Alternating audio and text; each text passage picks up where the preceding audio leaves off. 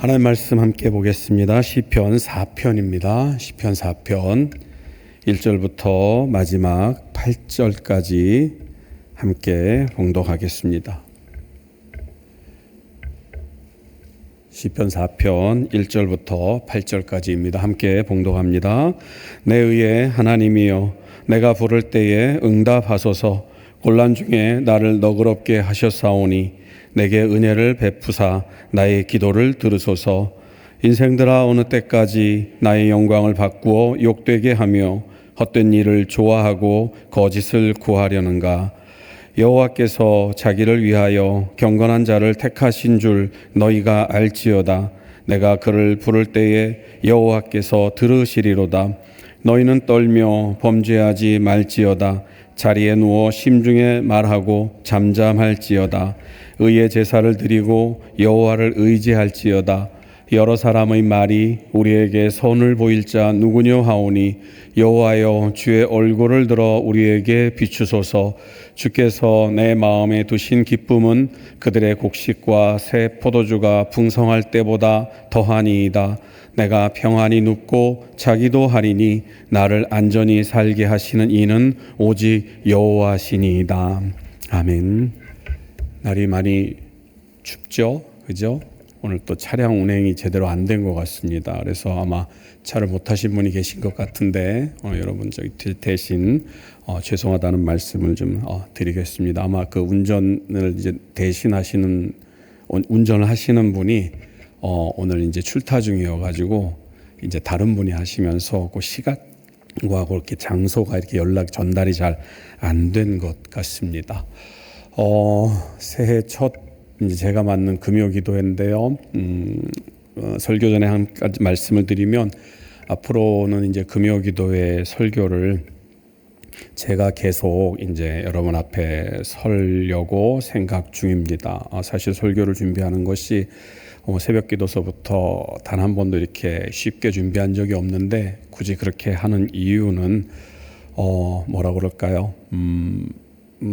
제가 이제 듣기에 이제 금요기도에 뭔가 좀 변화가 필요하다라고 하는 이제 그런 얘기도 있었고, 또 가슴 아픈 좀 이야기는 우리 교회의 금요기도회는 은혜가 안 돼서 나는 다른 교회 간다, 뭐 이제 이런 말씀도 회자된다라고 하는 이제 그런 얘기를 좀 들었습니다. 그래서 어떻게 하면 좋을까, 이제 사역자들이 수련회 기간 동안에 좀 고심을 했고요. 그리고 이제 그 수련회 기간 동안에 여러 군 이제 교회들을 뭐라 그럴까, 이제 리서치를 하면서 말씀과 그리고 이제 기도를 전담하는 이제 그러한 것을 이렇게 나누면 좋겠다라고 하는 이제 그런 것을 얘기를 나누었습니다. 그래서 이제 제가 말씀을 더 좀 깊이 있게 여러분과 나누는 그런 시간을 갖고, 그리고 기도는 서진호 목사님께서 이제 좀 당분간 전담을 해서 인도를 하시도록 제가 이렇게 좀 이야기를 했습니다. 그래서 여러분 앞으로는 이제 그렇게 진행이 되고, 그리고 이제 찬양도 이제 위더스와도 이제 얘기를 하겠습니다만, 찬양도 이제 그 기도와 함께하는 그런 찬양으로 이제 서두에서 조금 더 긴 시간을 찬양을 하고, 그리고 설교 뒤에 기도는 깊이 있는 기도로 이렇게 그 찬양을 계속 이렇게 해서 기도를 끊는 그런 것보다는 계속해서 기도에 전념할 수 있는 이제 그러한 시간을 좀 이제 가져보려고 합니다.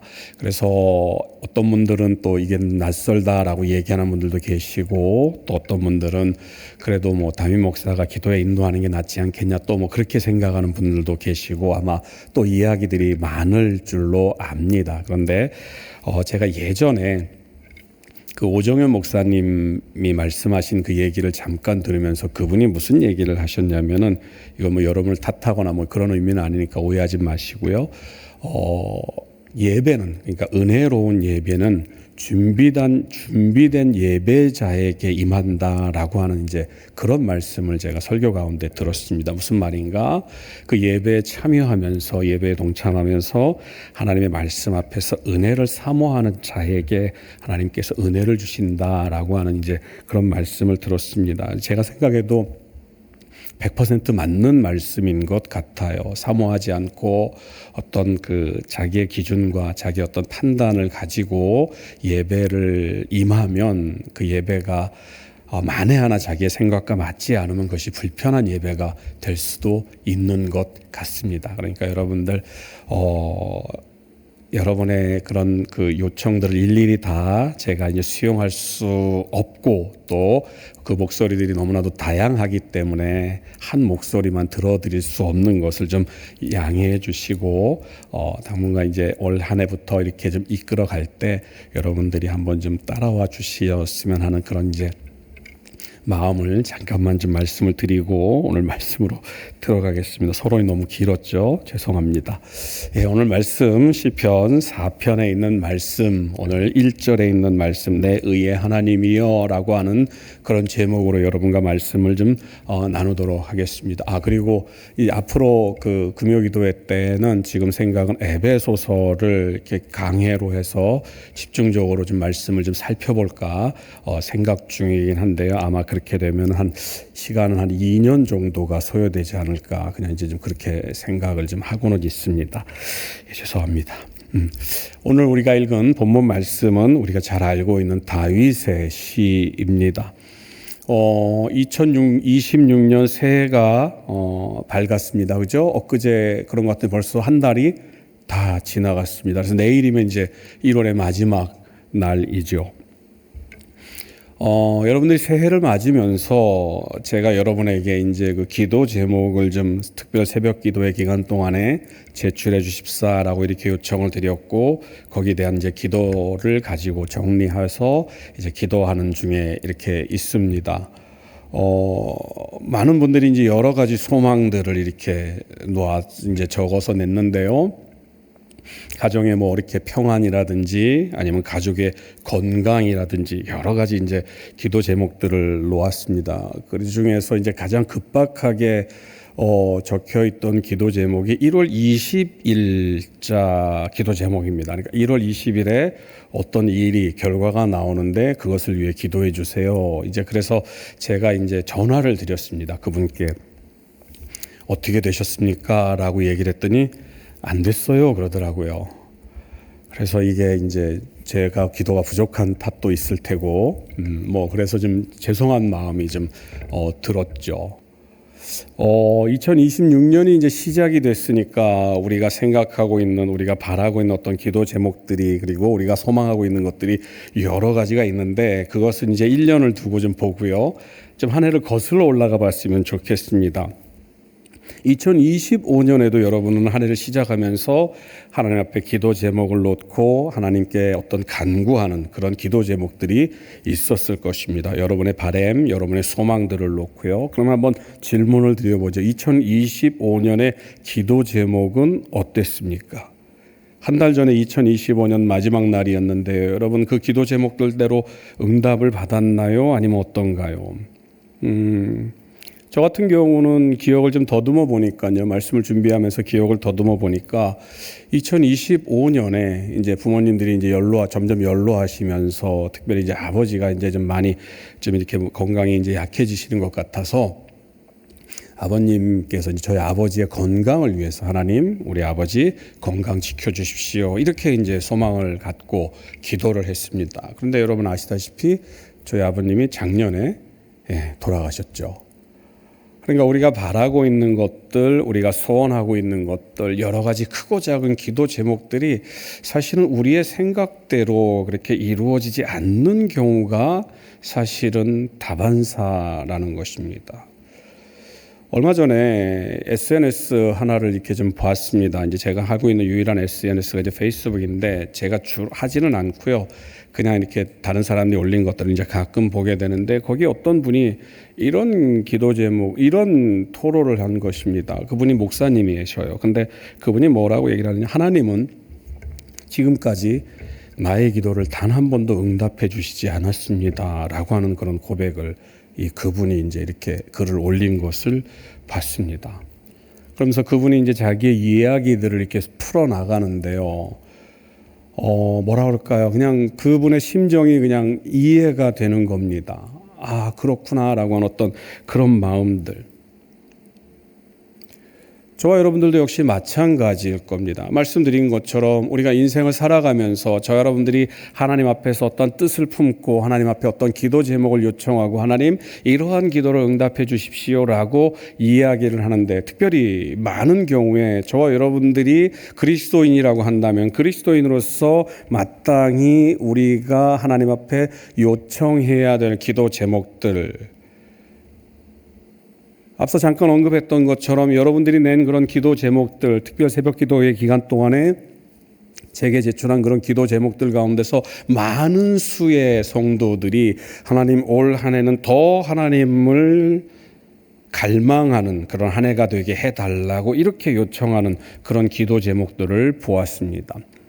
인생의 그런 풍족함이나 인생의 어떤 여유로움을 요청하는 것도 물론 다 마찬가지겠습니다만, 특별히 우리가 정말 깨달은 그리스도인이라고 한다면, 믿는 사람이라고 한다면 우리가 바라는, 우리가 바라마지 않는 그 생각, 그 목적, 그리고 그 기도 제목은 어떻게 해서든지 정말 어제보다는 오늘이 낫고 오늘보다는 내일이 낫고 이달보다는 다음 달이 낫고 올 초보다는 올 말이 나은 참된 그리스도인의 모습을 갖추기를 원할 것입니다. 말씀드린 것처럼 우리 교회 성도들도 많은 분들이 기도 제목에 그런 것들을 요청을 했는데요. 저와 여러분들이 신앙생활을 해 나가고 교회 생활을 해 나가면 분명 하나님의 말씀이 여러분에게 영향력을 끼치기 때문에 그 말씀의 그런 그 능력 때문에 우리의 삶은 변화될 것입니다. 분명 어제보다는 오늘이 나을 것이고 오늘보다는 내일이 나을 것이고, 그리고 이달보다는 지금 이 2026년의 이 초반보다는 올해 말이 분명 나을 것입니다. 그러나 그럼에도 불구하고 분명 하나님께서 우리와 함께 하시고 우리를 변화시켜 간다라고 하는 그런 하나님의 열심을 알고 있음에도 불구하고 실제로 저와 여러분들의 삶은, 저와 여러분들의 이 인생은, 저와 여러분들의 일상은 우리가 참된 그리스도인으로서 자라가는 것을 계속해서 힘들게 한다라고 하는 것입니다. 오늘 우리가 읽은 본문 2절은 우리가 그렇게 살 수밖에 없는 이유를 한 가지로 밝혀주고 있는데요. 그것은 무엇인가? 바로 오늘 보면 2절이 시작하는 말 인생들아 라고 하는 것입니다. 오늘 보면 2절에서 인생들아 라고 하고 있는데요. 이 말은 쉽게 얘기하면 인간들아 라고 하는 그런 표현입니다. 정확하게는 히브리어로 베니 이쉬라고 하는 말을 쓰는데요. 아들을 뜻하는 벤이라고 하는 말과 사람을 뜻하는 이쉬라고 하는 말이 합쳐져서 결국은 사람의 아들들아라고 하는 그런 의미를 담고 있습니다. 그래서 오늘 본문이 말하고 있는 인생은 사람의 아들들, 저와 여러분들을 이야기하고 있는 것입니다. 성경 속에서 사람이라고 표현된 그 말에는 크게 두 가지 구분이 있을 수 있습니다. 크게 두 가지로 나눌 수가 있는데요. 첫 번째는요, 하나님의 사람입니다. 하나님의 사람이라고 하는 것은 말 그대로 하나님께 부름을 받은 하나님의 사람을 의미합니다. 성경 속에서 하나님의 사람으로 부름받은 사람들은 여러 사람들이 있는데요. 그 중에서 성경에서 가장 먼저 이 사람은 하나님의 사람이다라고 부름을 받은 사람은 바로 모세입니다. 신명기 33장 1절은 이 모세를 이렇게 기록합니다. 하나님의 사람 모세가 죽기 전에 이스라엘 자손을 위하여 축복함이 이러하니라. 성경은 모세를 가리켜서 하나님의 사람이었다라고 이야기를 합니다. 굳이 말하지 않더라도 모세의 일생을 보면 하나님의 사람이 어떤 사람이구나라는 것을 여러분들이 더 잘 아실 것입니다. 그러면 이 하나님의 사람과 대척점에 있는 사람은 누구인가? 바로 오늘 본문이 말하고 있는 인생들, 바로 사람의 아들들입니다. 사람의 아들들, 그 인생들이 하는 일은 무엇입니까? 오늘 본문 2절은 하나님의 영광을 바꾸어 욕되게 하며 헛된 일을 좋아하고 거짓을 구한다라고 이야기를 하고 있습니다. 인생들, 하나님의 아들이 아닌, 하나님의 사람이 아닌 바로 인간들은 과연 어떻게 사는가? 본문 2절이 이야기를 하고 있는데요. 방금 읽은 것처럼 하나님의 영광을 바꾸어 욕되게 하고 헛된 일을 좋아하고 거짓을 구하는 일을 한다라고 이야기를 합니다. 그러면은 오늘 이 말씀에 비추어서 저와 여러분의 삶을 한번 점검해 볼 필요가 있습니다. 저와 여러분들의 삶은 어떤가? 여러분이 생각하고 있는 하나님의 영광은 무엇입니까? 여러분의 삶 가운데서 임하는 하나님의 영광은 무엇입니까? 어른들을 만나게 되면은요, 어른들이 늘 하는 얘기가 있습니다. 그것은 무엇입니까? 첫 번째는요, 자식 자랑입니다. 우리 아들이 이러면서 얘기를 합니다. 두 번째는 뭘까요? 손자 자랑입니다. 네. 어른들을 만나면 주로 그 얘기를 해요. 우리가 생각하는 그 하나님의 영광이 이 범주를 벗어나지 못하는 경우가 참 많이 있습니다. 무슨 말인가? 우리는 하나님의 영광, 우리를 삶을 통해서 하나님께 영광을 돌린다라고 이야기를 할 때 하나님께서 우리에게 어떤 복을 주시고 하나님께서 은혜를 내려주시고 그래서 자식이 잘 되고 손주가 잘 되고 집안이 번창하고 자녀들이 아무런 걱정 없이 잘 자라고 있는 것을, 그래서 남부럽지 않은 삶을 살고 세상 사람들이 보아도 야, 저 사람 참 복받은 삶이네 라고 이야기하는 것을, 세상에서 우리의 이름이 드높여지고 세상에서 우리의 삶이 드러나는 그러한 것으로 오해를 하는 경우가 많이 있습니다. 그런데 성경은 무엇이라고 얘기를 하느냐? 우리의 삶 가운데서 드러나는 하나님의 영광은 그것과는 정반대의 모습을 우리에게 말하고 있습니다. 사도행전 5장 41절, 제가 여러분에게 자주 인용하는 그런 표현인데요. 우리 같이 한번 읽어보도록 하겠습니다. 사도들은 그 이름을 위하여 능욕받는 일에 합당한 자로 여기심을 기뻐하며 공회 앞을 떠나니라. 사도들이 붙잡혔습니다. 예수의 이름을 전하지 말라고 하면서 매를 때립니다. 매를 맞았죠. 심하게 다치고 그리고 나서 겨우 풀려납니다. 그런데 사도들은 뭐라고 얘기를 합니까? 능욕받는 일에 합당한 자로 여기심을, 다시 말하면 능욕받는 그런 일에 우리가 들어갔구나, 우리가 예수 그리스도의 이름으로 말미암아서 이렇게 핍박을 받는구나, 아, 나 핍박받는 사람이야, 예수님 때문에 고난당하는 사람이야 라고 하는 그 사실, 예수님 때문에 내가 이렇게 고난을 당하고 있구나라고 하는 그 사실이 나에게 주어졌다라는 그것으로 기뻐한다라고 성경은 말을 하고 있습니다. 세상의 사람들의 시각으로 볼 때 도저히 이해가 안 되는 것이죠. 열심히 두드려 맞고 감옥에서 풀려났는데 그들의 입가에 미소가 끊이지 않는 겁니다. 하나님을 원망하고 예수 그리스도를 원망해도 시원치 않을 판인데 그들은 그 자리에 놓이게 된 것을 기뻐했다. 성경은 그렇게 말을 하고 있는 것입니다. 세상이 바라보고 있는 그 영광과는 전혀 차원이 다른 그 이야기를 우리에게 보여주고 있는 것입니다. 빌립보서 3장 7절 8절에서 사도 바울은 이렇게 고백을 합니다. 그러나 무엇이든지 내게 유익하던 것을 내가 그리스도를 위하여 다 해로 여길 뿐더러 또한 모든 것을 해로 여김은 내 주 그리스도 예수를 아는 지식이 가장 고상하기 때문이라. 내가 그를 위하여 모든 것을 잃어버리고 배설물로 여김은 그리스도를 얻고. 사도 바울은 말합니다. 그 이전까지 자기가 추구했던 최고의 가치들, 세상 사람들이 모두가 부러워했던 그 가치들이 예수 그리스도를 안 뒤에는 배설물과 같은 것으로 여김을 받았다라고 이야기를 하고 있는 것입니다. 이것이 바로 성경이 말하는 하나님의 영광입니다. 우리의 삶 속에서 드러나는, 우리의 삶으로 드러낼 수 있는 하나님의 영광이 바로 이것입니다. 그래서 히브리서 기자는 이런 사람들은 세상이 감당하지 못한다라고 이야기를 합니다. 그런데 언제부터인가 저와 여러분들은 이 하나님의 영광을 세상 사람들의 영광으로 바꾸어서 생각하기 시작했습니다. 사도들의 모습처럼 예수 그리스도를 위해서 예수 그리스도 때문에 고난받는, 능욕받는 그러한 것을 언제부터인가 부끄럽게 여기기 시작했다라고 하는 것입니다. 세상 사람들의 시선을 의식하기 시작합니다. 세상 사람들이 수군대는 소리를 마음에 두기 시작했다라고 하는 것입니다. 고난을 통해 하나님의 영광을 드러냈던 사도들의 모습은 온데간데 없고 하나님의 영광이 우리의 삶 가운데서 드러나는 것을 부끄러운 것으로 여기는 그러한 삶 때문에 오늘 우리가 읽은 본문에서는 그런 인간들이라고 한다면 그런 인간들의 모습은 하나님의 영광을 욕되게 한다라고 이야기하고 있는 것입니다.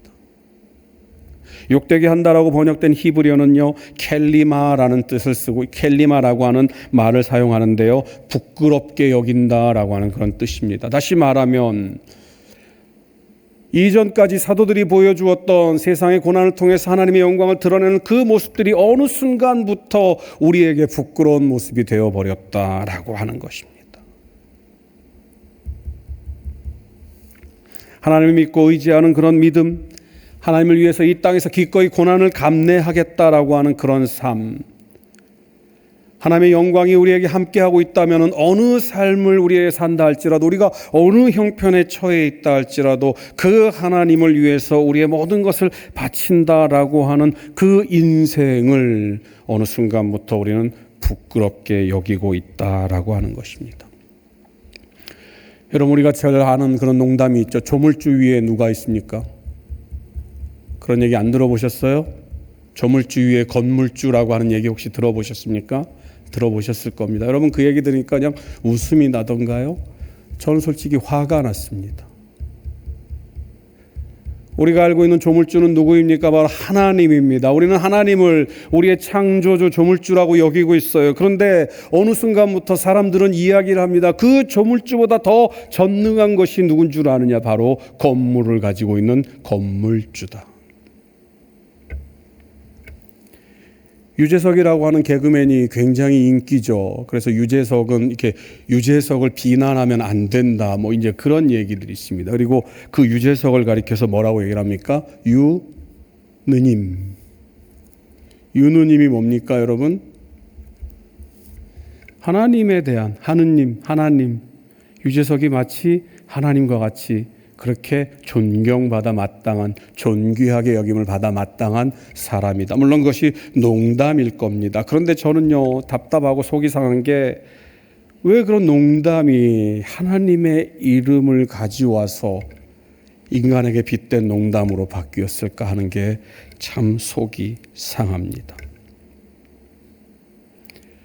저와 여러분들은 그것이 그냥 일상이 되어버린 것 같습니다. 그래서 그냥 아무런 아무런 불편 없이 그 일들을, 그 말들을 소비하는 그런 사회에 살고 있습니다. 그런데 여러분, 우리는 그렇지 않아야 되지 않습니까? 그 전능하신 하나님, 우리의 삶을 인도하시고 우리의 생을 이끌어 가시는 그 하나님의 이름이 인간과 빗대어져서 심지어는 인간보다 못한 취급을 받는 그 사회 속에서 과연 우리가 어떤 모습을 보여야 할지는 불을 보듯 뻔할 것입니다. 초등학생들에게 너는 장래 희망이 무엇이니? 너는 장래에 뭐가 되고 싶으니? 라고 물어보니까요, 첫 번째가 건물주랍니다. 10억이 생기면 1년 동안 감옥에 갈 수 있습니까? 라고 물어봤답니다. 초등학생 12%가 예, 중학생 28%가 예, 고등학생 44%가 예. 인간의 가치가 이 사회를 지배하고 있기 때문에, 세상의 가치가 이 사회를 지배하고 있기 때문에 세상에서 낮아지고 하나님이 원하시는 모습으로 내려가고 하나님이 원하시는 자리로 가야 하는 그 하나님의 영광은 어느새부터인가 우리에게도 아무런 문제가 되지 않고 우리에게도 그것이 목적이 되지 않았다라고 하는 것입니다. 이 사람의 아들들은, 그러면은요, 저와 여러분들이 만약에 그런 자리에 있다고 한다면 우리는 다시 한번 생각해 봐야 됩니다. 우리가 추구하는 것이 무엇인지를 찾아봐야 되는데요, 오늘 본문은 그러한 사람의 아들들은, 인간들은, 인생들은 무엇을 원하느냐? 거짓을 원한다라고 말합니다. 오늘 본문 2절을 다시 한번 보시기 바랍니다. 인생들은 어느 때까지 나의 영광을 바꾸어 욕되게 하며 헛된 일을 좋아하고 거짓을 구하려는가? 거짓이라고 이 얘기하는 것은요, 여러분, 카자브라고 하는 히브리어를 쓰는데요, 빌린다라고 하는 그런 말입니다. 빌려서 남을 속인다라고 하는 그런 말이죠. 그리고 그러한 인생들이 하고 있는 일은 무엇인가? 그 거짓 앞에는요, 또 뭐라고 얘기를 하냐면은 헛된 일이라고 이야기를 하고 있습니다. 헛된 일로 번역된 히브리어 릭이라고 하는 말은요, 쓸데없는 꿈을 의미합니다. 쓸데없는 꿈이 뭡니까? 여러분, 공상을 하고 상상을 하죠. 그래서 나는 이런 사람이 되고 싶어. 그런데 그 이런 사람이 된다라고 하는 것에 하나님의 영광과는 아무런 관계가 없는 그러한 꿈을 꾸고 있다라고 하는 것이죠. 앞서 말씀드린 것처럼 10억이 생기면 나는 기꺼이 감옥에 가겠습니다라고 하는, 정리하면 2절이 말하고 있는 인생들은요, 하나님의 사람과 반대되는, 하나님의 사람과 정반대되는 그 인간들은 첫 번째로 하나님의 영광을 부끄러워합니다. 하나님의 영광을 위해서 고난의 자리에 가는 것을 부끄러워합니다. 고난의 자리에 처해 있는 삶을 부끄러워한다라고 이야기를 합니다. 세상의 헛된 꿈을 추구하고 있기 때문에요. 세상의 헛된 꿈을 꾸고 있기 때문에 세상에서 자신이 가치 있는 사람처럼 보이기 위해서 남의 것을 빌려서라도 자기 자신을 꾸미고 있다라고 이야기를 합니다. 여러분, 여러분의 삶을 한번 돌아보시기 바랍니다. 여러분은 과연 하나님의 영광, 하나님을 위해서 고난당하는 것을 부끄러워하고 계시지는 않은지요?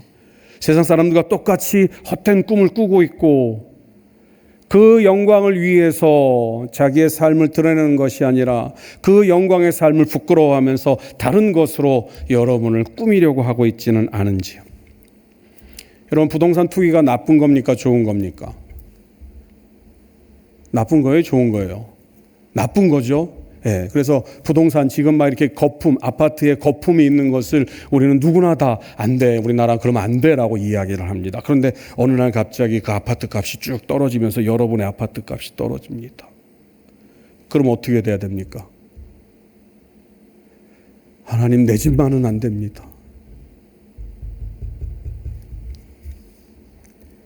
너무 극단적인 예를 드렸습니다만 여러분, 저와 여러분들은요, 하나님의 사람으로 부름을 받았고 하나님의 사람처럼 살아야 되는 의무를 가지고 있습니다. 그리고 이 교회 안에서는요, 우리를 아는 사람들에게서 우리는 하나님의 사람처럼 살려고 애쓰고 그렇게 보여지는지도 모르겠습니다. 그런데 우리의 중심을 들여다보면 이 자리에 서 있는 저도 마찬가지고요, 하나님의 사람이 아니라 사람의 아들들로 살면서 사람의 아들들이 원하는 것들을 바라고 사람의 아들들처럼 생각하고 꿈꾸고 있는지도 모르겠습니다.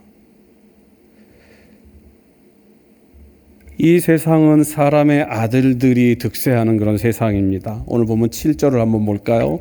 7절은 이렇게 됐습니다.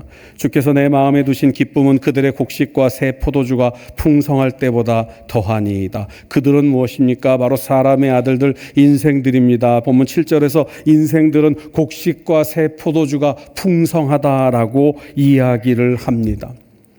다른 곳으로 좀 거슬러 올라가 봤으면 좋겠습니다. 시편 73편 2절 3절을 보면 이런 말이 기록되어 있습니다. 나는 거의 넘어질 뻔하였고 나의 걸음이 미끄러질 뻔하였으니 이는 내가 악인의 형통함을 보고 오만한 자를 질투하였음이로다.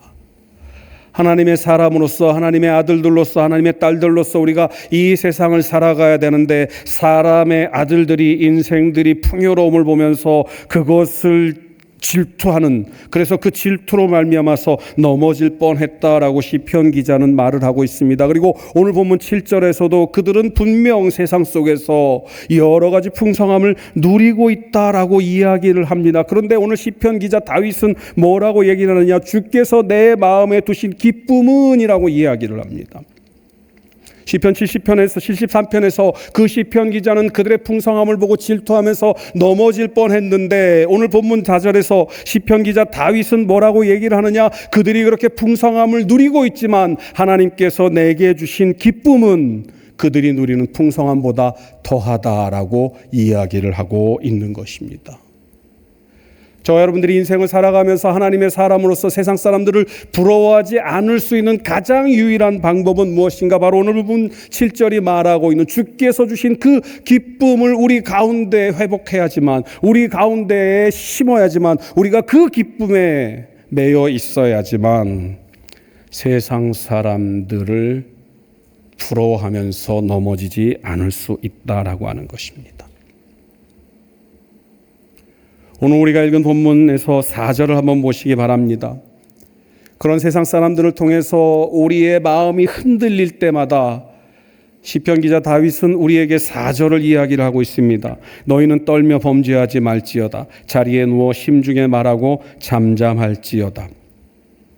떨다라고 하는 말은요, 화를 낸다라는 말입니다. 너희는 화를 내며 범죄하지 말아라 라고 얘기를 합니다. 그 화는 누구에게 내는 것이겠습니까? 나에게 내는 것일까요? 아니죠. 우리에게 그 삶을 허락하신, 세상 사람들이 풍요로운 삶을 살아갈 때 우리는 여전히 하나님의 영광을 위해서 고난 가운데 우리의 삶을 내버려 두신 그 하나님을 향해서 원망의 말을, 화를 내는 그 사람을 이야기를 합니다. 그래서 우리에게 말합니다. 너희는 화를 내지 말아라.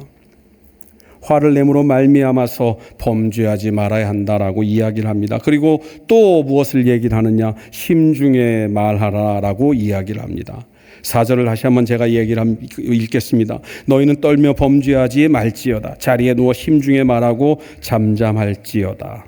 심중에 말한다라고 하는 말은 살펴보고 점검한다라고 하는 그런 의미입니다. 화를 내는 건 참 쉬운 일이에요. 화가 났을 때 그 화를 뿜어내는 것은 아무나 누구나 할 수 있는 일입니다. 그런데 우리가 우리의 일상을 보면서, 우리의 삶을 보면서 화를 내고 나서 그것을 가지고 후회하지 않는 사람은 거의 없습니다. 대부분 내가 왜 그때 그랬을까라고 생각을 하죠. 오늘 본문 4절이 바로 그런 의미입니다. 심중에 말하고 좀 더 참고, 그 다음에 뭐라고 얘기를 합니까? 잠잠하라라고 이야기를 합니다. 잠잠하라. 성경 속에서 잠잠하다라고 하는 말의 의미는 하나님의 뜻을 기다린다라고 하는 것입니다. 오늘 보면 4절이 말하고 있는 것은 이것입니다. 우리의 인생에서, 우리의 삶 속에서 세상 사람들의 풍요로움을 보면서 하나님의 영광이 마치 그것처럼, 세상은 저렇게 풍요로운 것이 하나님의 영광이다, 하나님의 영광을 받은 삶이다, 그리고 저런 것들이 너희에게 이루어져야지만 너희들은 하나님께 영광을 돌릴 수 있다라 말하고 있는 이 세상 속에서 살면서 우리가 그 모습을 보고 우리의 마음 가운데 질투가 부릴 듯 일어나고 하나님을 향한 원망들이 우리 마음 가운데 생겨날 때 우리는 잠잠하게 그 분노를 그치고 하나님의 뜻을 기다려야 한다라고 하는 것입니다. 그리고 하나님의 뜻을 기다릴 때 그 하나님께서 우리에게 허락하신 것이 무엇인가? 바로 오늘 보면 7절 우리가 이미 살펴본 주께서 내 마음에 두신 기쁨이 우리에게 임하게 된다라고 하는 것입니다. 사랑하는 성도 여러분, 우리는 모두 다 성도라고 이야기를 합니다. 성도라는 말의 의미는 경건한 자, 구별된 자라고 하는 그런 뜻이지요. 오늘 본문 속에서 다윗은 우리에게, 저와 여러분들은 하나님의 영광을 위해서 이 세상 가운데 구별된 자다라고 이야기를 하고 있습니다. 사람들은 그러면 우리에게 물을 것입니다. 그 하나님이 도대체 누구냐? 너로 하여금 그러한 삶을 기꺼이 감당하도록 하는 그 하나님이 누구냐라고 물을 것입니다. 그때 우리는 오늘 본문 1절을 떠올려야 됩니다. 오늘 본문 1절을 한번 보시기 바랍니다. 내 의의 하나님이여, 내가 부를 때에 응답하소서. 곤란 중에 나를 너그럽게 하셨사오니 내게 은혜를 베푸사 나의 기도를 들으소서. 세상 사람들이 저와 여러분들에게 너로 하여금 이 세상 가운데서 구별되게 너를 부르셨다고 했는데, 그 처참한 삶 가운데서 너의 마음 가운데 기쁨을 허락하신 그 하나님의 존재가, 그 하나님이 도대체 누구냐라고 얘기를 할 때 우리는 오늘 본문 1절의 말씀처럼 그 하나님은 의로우신 하나님이고, 그 하나님은 내가 기도할 때 내게 응답하시는 하나님이시며, 내가 곤란한 가운데 있을 때 나에게 안식을 주시는 분이시고 언제든지 나의 기도를 들어주는 분이시다라고 우리가 말을 해야 한다라고 하는 것입니다. 그러면 세상 사람들은 저와 여러분들에게 다시 또 물을 것입니다. 그 하나님을 믿으면 너에게 좋은 것이 무엇이냐? 너는 지금 이 형편 가운데 있지 않느냐? 너는 지금 세상에서 손가락질 받는 이 고난 가운데 있지 않느냐? 너는 이 어려운 형편 가운데 있는데, 그럼 도대체 그 하나님을 통해서 너에게 주어진 유익이 무엇이냐라고 이야기를 할 때 우리는 오늘 본문 6절을 그들에게 이야기를 해야 됩니다. 6절을 한번 보시기 바랍니다. 여러 사람의 말이 우리에게 선을 보일 자 누구뇨 하오니 여호와여 주의 얼굴을 들어 우리에게 비추소서. 그때 우리는 당당하게 말할 수 있어야 됩니다. 나를 보아라. 나를 통해서 반사되는 하나님의 영광을 보아라. 나를 통해 하나님의 살아계심을 보아라. 세상 사람들은요, 여러분들이 부요함에 처해 있다고 해서 그 부요함 때문에 여러분들이 믿는 하나님을 믿으려고 하지 않습니다. 오히려 그 반대입니다. 세상 사람들이 여러분에게서 하나님을 발견할 그 때는 언제인가? 여러분이 극한의 고난 가운데 처해 있을 때, 여러분이 세상 사람들에게 모두 손가락질을 당하는, 모든 이들이 여러분을 보며 눈물을 흘리며 여러분에게 혀를 차는 그 형편 가운데 있을 때, 여러분에게서 드러나는 하나님을 발견할 때 비로소 세상 사람들은 예수 그리스도를 만나게 됩니다. 개인적인 얘기를 해서 여러분 양해를 주시기 바랍니다. 과거에 집안에 큰 일이 있었던 적이 있습니다. 그래서 성도들한테 이제 기도를 좀 부탁했죠. 이제 아내에게 이제 좀 이렇게 뭐랄까 둘째 아이를 낳으려고 했는데 둘째 아이가 좀 굉장히 위험했던 적이 있었습니다. 그래서 이제 그 병원에 이제 아내가 입원해 있고 이제 성도들한테 이제 기도를 부탁했습니다. 그런데 그 기도를 부탁하고 이제 저는 그냥 평상시와 다름없이 아내는 병원에 있고 저는 이제 교회 일을 감당을 했습니다. 그런데 한 권사님이 저를 부르셨습니다. 목사님, 예. 도대체 목사님은 사모님 걱정은 안 하세요? 그러더라고요. 왜요? 그랬더니 걱정하죠. 그랬더니 걱정하는 사람 얼굴이 왜 그래요? 그러더라고요. 모르겠습니다. 저는 분명히 걱정을 했는데 제가 그분에게 그랬습니다. 권사님이 저희 아내를 위해서 기도하시죠? 그랬더니 기도하죠. 저도 저희 아내를 위해서 기도합니다. 그리고 저희 부모님도 기도하시고요. 장인 장모님도 기도하십니다. 그리고 저를 아는 모든 사람들이 우리 교회 성도를 비롯해서 모든 사람들이 기도하십니다. 그런데 왜 걱정을 합니까? 라고 제가 말씀을 드렸던 경험이 있습니다. 사랑하는 성도 여러분, 바로 이런 것입니다. 오늘 우리가 읽은 본문 7절 속에서 나와 있는 주께서 내 마음에 두신 기쁨은 바로 그 기쁨이 우리의 삶으로 드러날 때, 저와 여러분들의 그 일상 속에서 드러날 때 누가 봐도 야, 저 사람은 어떻게 저렇게 살지, 저렇게 사는데 왜 저렇게 기뻐하지라고 하는 그러한 삶을 살아갈 때 우리는 그 세상 사람들에게 우리의 의의 하나님을 드러낼 수 있다라고 하는 것입니다. 사랑하는 성도 여러분, 2026년 새해가 밝았습니다. 우리는 다시 한번 소망을 두게 됩니다. 하나님께 소망을 두고 하나님, 나를 올 한 해는 전부 이 모든 삶 속에서 예수 그리스도를 닮아가는 삶을 살게 해 주십시오라고 간구하고 기도할 것입니다. 그리고 그 삶의 가장 핵심은 무엇인가? 바로 내 의의 하나님을 의지하는 것입니다.